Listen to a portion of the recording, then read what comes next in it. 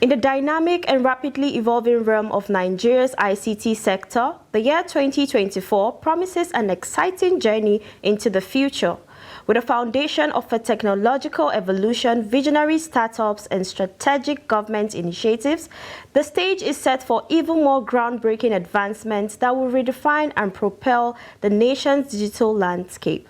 Anticipate a symphony of innovation as startups and tech pioneers drive change, scripting the code for a digital renaissance. On this episode of Tech Talk, we will navigate the digital highways and byways, delving into the government's role, the economic impact, and the heartbeat of the workforce, ensuring that Nigeria's tech prowess reaches new heights and shapes a brighter tomorrow. Stay tuned as we unravel the expectations and outlook for the Nigerian ICT sector in 2024, where every bit of data and every line of code contributes to the narrative of a nation's boldly embracing its tech-powered destiny. My name is Dorcas Yakubuzala. You're watching Tech Talk on Trust TV. Now, joining us on the program is Ibrahim Oredola. He's a tech entrepreneur and co-founder at skillng.com and soundwoo.io. You're welcome to the program today. Yeah, good afternoon. It's my pleasure to be here this afternoon. Same here. So we're starting with the very first question here, which is what key trends or specific technologies do you expect or foresee shaping the Nigerian ICT sector in 2024? Okay, thank you so much for that question. So some of the key trends I actually foresee changing the ICT landscape in 2024 is number one, AI, artificial intelligence, is actually one thing that will actually change the entire landscape, because right now we're actually having an increasing adoption of AI, amongst businesses, amongst companies and organizations. We have the likes of ChatGPT and its derivatives, and even beyond that, we have a lot of companies heavily investing in artificial intelligence and machine learning. So this will actually affect the way businesses are done, as we now have businesses and organizations leveraging more on AI and machine to drive sales, to drive marketing, to drive content, and a lot of others. So another key trend that I actually foresee happening in 2024 is the rise of more e-commerce platforms and service delivery companies.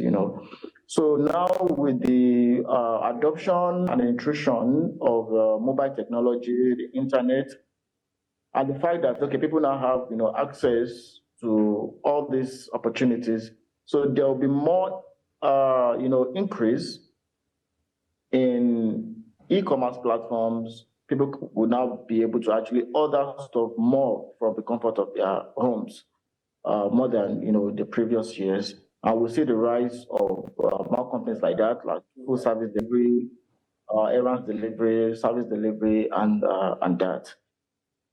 So another key trends that we actually also foresee happening in 2024 is the fact that we are currently experiencing what we call fundraising winter.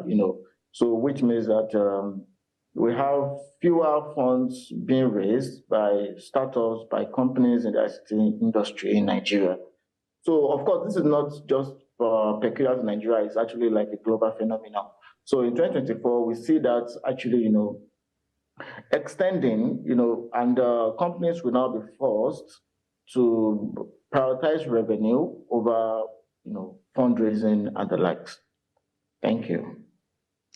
All right, so what government policies or initiatives do you expect to have a significant impact on the ICT sector in Nigeria in the coming years? Okay, so one specific initiative that I think, if properly executed, will have like a drastic change on the ICT sector is the 3MTT initiative by the government. That's a 3 million tech talent by the Commissioner for Communication, Innovation and Digital Economy, Mr. Bosun Tijani. So according to this initiative, Nigeria actually plans to create 3 million tech talents before 2025 and the initiative already started last year.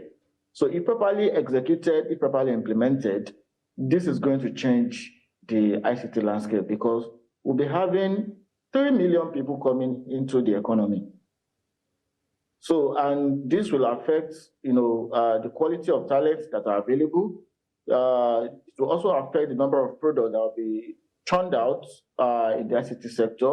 It will also affect, employment status, and overall, it will really contribute to the general economy. So another initiative by the government is the creation of innovation centers across the geopolitical zones in the country. So if this can also be implemented, so it means that we now have government hubs in geopolitical zones across the country. So this will give young people an opportunity for them to collaborate, for them to build more solutions, more products for the market. And yes, if we can have this, this will change the ICT landscape. So other things, other initiatives that I think can also affect the ICT sector in the coming years is more attention being given to the transport infrastructure, because now we talk about e-commerce. E-commerce heavily relies on very good road network, So if the roads are good, e-commerce companies are able to thrive better, and we can have more of them, So if we can focus on transport infrastructure, we actually change a lot of things. And also another thing that will also change the ICT sector is the issue of blockchain. So the previous government had actually banned blockchain activities in the financial sector. So however, I think last month, the CBN actually released a regular lifting that particular ban. So this is going to change the ICT sector in the coming years, because now people can now legally go into blockchain and crypto activities and will not be afraid that they will be haunted by the government. So yes. So the last thing that I think we actually have to look at impact on the ICT sector in the coming years is the issue of FX. So we realized that last year the dollar was unified. The dollar rate was actually unified across board. So to bridge the gap between the parallel market and the official exchange rate. So because of this, now we've seen the rise of dollar, against the naira. So and this means that a lot of ICT companies actually rely on foreign service to operate. So which means that they will not be paying more for those services because the dollar now is high. So there's speculation that dollar will rise to 1,500 naira this year. If that happens, it's going to change, the rate at which Nigerian companies actually pay heavily for this foreign service. All right, so how might development in areas like broadband connectivity and 5G network influence the sector? Okay, so number one, when we have 5G, broadband networks, it makes that we now have faster connections. So which means that things can be done much more faster than we used to have them. So 5G coming in means that we'll have like better mechanized agriculture. We'll have people that rely on internet to learn faster, because now we can now watch videos without the latency, without buffering. You can download a gig of video in minutes. So which means that students can now have access to better learning. Medical practitioners can also leverage on this, to operate state-of-the-art medical equipment facilities, and a lot of others, not talk about gaming, So we'll actually be able to have more products coming out, being efficient. And that's actually some of the opportunities that 5G will be bringing on board to influence the sector. How much of an impact do we expect the Nigerian ICT sector to contribute to the economy? Okay, so at the moment, the world economist estimates Nigeria's GDP economy to be worth around $2.1 trillion. And when we actually look at reports by MBS for Q3 last year, ICT contributes about 20% to Nigeria's GDP, you know. So, and by the time you actually remove oil and gas, like ICT is like the second highest contributor to Nigeria's GDP. So we are actually expecting that this will continue to grow in the coming years. And if we can have more investment, right, into the ICT sector, it can even rival oil and gas in the contribution to its to the nation's GDP. So yes, ICT is actually doing a great lot contributing to our GDP. Okay, so in what ways do you think the sector will create more job opportunities for Nigerian youths and stimulate other industries? Okay, so ICT as a sector is actually unique in the sense that it cuts across all other sectors. So you talk about technology in fashion, technology in agriculture, technology in medicine, technology in law. So almost all the other sectors rely on ICT to be able to function to optimum level. So in what ways do we now see that, creating more job opportunity? So it means that when people actually leverage more on ICT in other sectors, a sector that is probably, employing 1,000 people before can now employ like 2,000 people because they've leveraged on technology to actually double their output. And the fact that ICT closely interconnects with other industry is able to actually, improve their productivity, their output, and thereby generating more job opportunities for the Nigerian youth.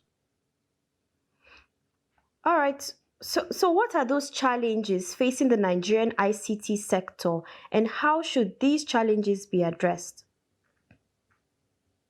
Okay, so number one challenge within the ICT sector is the issue of power. Because there is no way you can have like a smooth and thriving ICT sector without electricity in any country. And electricity generation is actually one of the challenges facing the country at the moment. So it's actually one principal challenge facing ICT, electricity. So if we can actually solve power, then we will be doing a lot of good for ICT sector. So, and how do we address this particular challenge? So we need to begin to diversify our reach. So we need to actually look at alternative power supply, like solar, like wind, like generating electricity from biogas and all that. So we need to start looking at that sector to improve the power generation capacity of the country. Because when power is stable, we are able to build a better ICT sector. So another challenge is actually the issue, as I noted earlier, is the issue of transport, right? It might be as, okay, it's ICT, people are not traveling. No, but a lot of other operations that make ICT actually depends on a good road network. So we need to be able to actually invest more in our road networks to boost the ICT sector. And then another challenge facing the ICT sector is the issue of, cost of data. Data is still expensive, right? That's what we talk about, 5G, 4G, 5G. It's still expensive to the average common man. And businesses also spend a lot to actually be able to have access to internet and all that to conduct their ICT businesses. So if we want a more vibrant ICT, we might actually also making sure that, okay, we put in place policies that makes access to internet more affordable. So another issue is the issue of FX, as I've noted earlier. Because of the unification of the foreign exchange system, we now have the naira performing weaker as against these foreign currencies. So now, because of the fact that we rely on a lot of foreign service to power the economy, now it's becoming a very big challenge. As you see that people want to pay for service, they want to pay for hosting, they want to pay for server, they want to pay for service, and they're not able to because probably our cards cannot pay them, or the FX is actually way too high than what you are generating as a local business. So, and way more way to actually fix this particular challenge for the ICT sector is to look at more collaborations within local businesses. So, and to also look at domesticating a lot of all these foreign companies. So, like for instance, now we domesticate Amazon to make sure that okay, I can pay for Amazon service in naira and not in dollar. You know, so these are ways. So, government need to actually be very proactive in inviting all these companies down to the country. So, when you invite them to the country, you also let them know that okay, they need to localize their services. So, when that happens, it will help in addressing the challenge. All right, so there are other issues such as cybersecurity threats, talent shortages, or infrastructure limitations. How do you think the industry should cope with these issues? Okay, so how to cope with all these issues? Number one, the solution lies in talent. You know, talent development.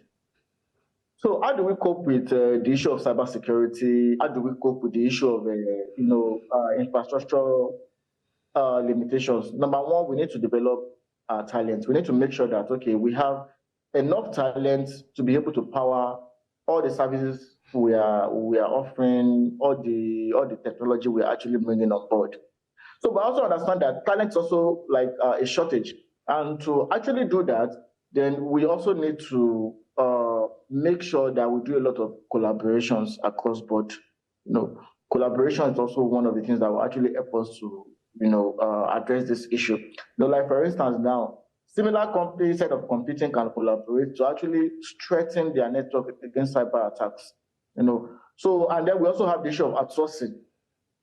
So because of we are facing this issue, so instead of you facing, having a lot of talents that you cannot even afford or talent shortage, then we can collaborate with other companies and share talent. You know, so by that way, you are actually only engaging them for the amount of time you really need them. So I'm not just keeping people in your company and they are not doing anything. So yes, and of course, towards addressing the issue of cybersecurity, we also need to invest so much in best practices. So the issue of separating work device from personal device, will go a long way in helping us address this challenge. All right, so different industries take part in the development of the Nigerian ICT ecosystem. What role do startups and innovation hubs play in these developments? Okay, startups and innovation hubs play a very strategic role in developing the Nigerian ICT ecosystem. And number one is that they provide a very cohesive community. So, and the one thing you need in developing any sector is a very strong community. So, once there's a community, it makes development very fast. So, startups, innovation hubs, they provide that community, and through that community, we are able to leverage on that community to provide innovation. So, if you look at innovation hubs, for instance, now, it's actually a place where people can actually co-work, co-innovate. They can come together to build stuff at a much cheaper rate. So this is actually what innovation hubs are doing. So they are making sure that there are centers where we can build faster for the Nigerian market before people actually start fundraising and all that. So another thing they also bring on board is partnership for growth.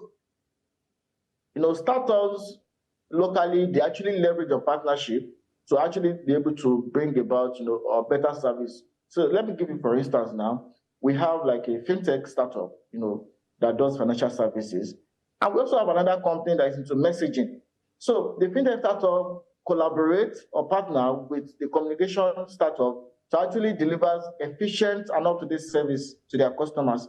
So these are the roles. So partnership is one thing, community is one thing, innovation is one thing. Yes. All right, so how is the Nigerian ICT sector collaborating with global partners or participating in international technology initiatives?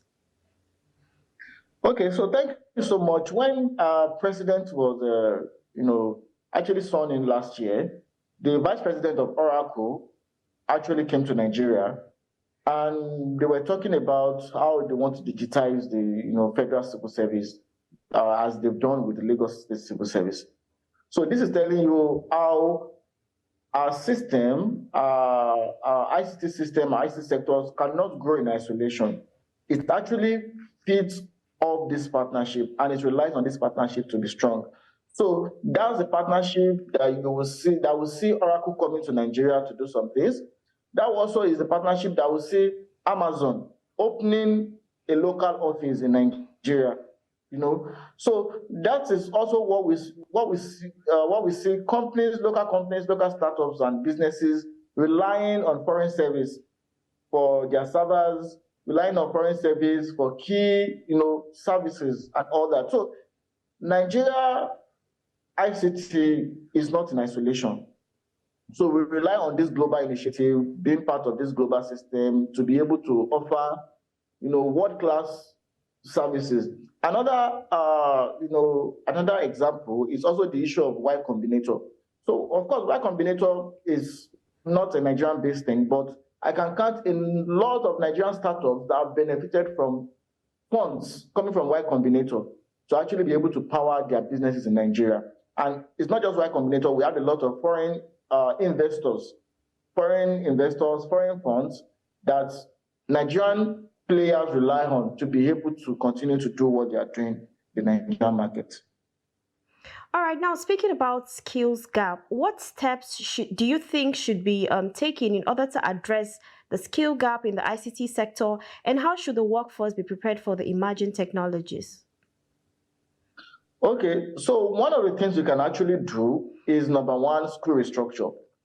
So the problem we have at the moment is that the market needs a particular set of talent, but our schools, our educational system is not churning out those talents. So now, hardly any university actually offers a degree in digital marketing or in product design or in product management. So, and when you go outside there, those are actually the kind of skill set that the industry wants. So, which means that there's a disconnect between the labor market and our school system. So the first step to addressing that skill gap is to make sure that we go back to the school and we review the curriculum to accommodate the in-demand skills that the industry is actually looking for. So that is one. Another thing is to make sure that we also invest in what we call graduate training programs, so such that we have more companies having this program for young school leavers, such that when you finish from school, even though you lack these skills, by the time you enter into those graduate training programs, you can easily quickly pick up those skills, and then you can be more relevant in the market. So, and lastly, another recommendations I would do is the fact that NYC has to start prioritizing tech companies, and small businesses for NYC posting. So not just government MDAs alone. So, and they need to actually make it so accessible and seamless for tech companies to just request for NYC. So by placing NYC guys, which are of course graduates of the Nigerian school system, into this scheme, we make it very faster and cheaper for them to acquire skill sets that they fail to acquire while on campus, and then thereby speeding up their integration into the labor market system. All right, so finally, what advice do you have for businesses and IT professionals looking to thrive in the evolving ICT landscape in Nigeria in 2024? So number one thing I have for them is collaboration. You can't do it alone. You can't just, no business, no one single person is an island. So you need other people to also breathe, to thrive. So you need to, businesses in 2024 have to prioritize collaboration above every other thing, above competition.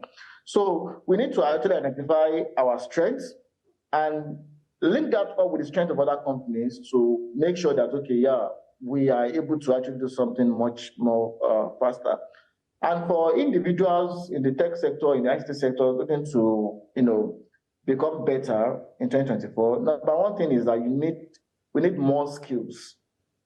You need to upskill whatever thing you've learned.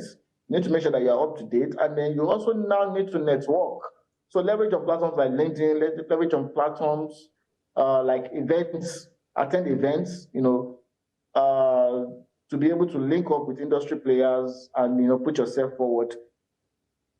And of course, the last thing is currency. So whether you're a business, whether you are a tech professional or an IT professional, then you need to make sure that you are current. Current in the sense that you know exactly what are the trends, and then you're able to actually seize the opportunity to launch yourself to be better. All right, thank you so much, Mr. Ibrahim, for joining us on the program today. Potential tech trends to watch out for in Nigeria in 2024. 5G technology expansion. The continued rollout and adoption of 5G networks can enhance connectivity, speed, and support emerging technologies like the Internet of Things and augmented reality. Artificial intelligence and machine learning. Increased integration of AI and ML in various industries such as healthcare, finance, agriculture, logistics, automation, predictive analytics, and decision making. Augmented and virtual reality. Applications of AR and VR in various sectors such as education, real estate, and gaming for immersive and interactive experiences. Blockchain technology. Ongoing exploration of blockchain applications beyond cryptocurrencies such as in supply chain management, finance, and identity verification. Fintech innovation.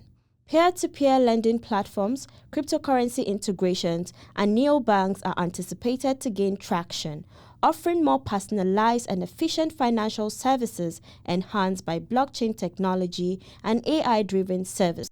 Cybersecurity solutions. Growing emphasis on cybersecurity measures to protect against evolving cyber threats, especially with increased reliance on digital platforms. Renewable energy tech. Advancements in renewable energy technologies to address power challenges with a focus on solar and wind energy solutions. E-commerce growth. Continued growth of e-commerce platforms and online marketplaces with increased focus on better, improved, and more secure digital payment options and logistics solution. Health tech. Adoption of health tech solutions including telemedicine, health tracking apps, and digital health records to enhance healthcare accessibility. Agri-tech innovations. Technological solutions for agriculture including precision farming, crop monitoring, and supply chain optimization. Educational technology. Expansion of online learning platforms and educational technology tools to improve access to quality education. And that's how we wrap it up on Tech Talk today. Don't forget to follow us across all our social media platforms. Join us next week, same time, same station, for a fresh edition of the program. My name is Dorcas Yakubzala. Thanks.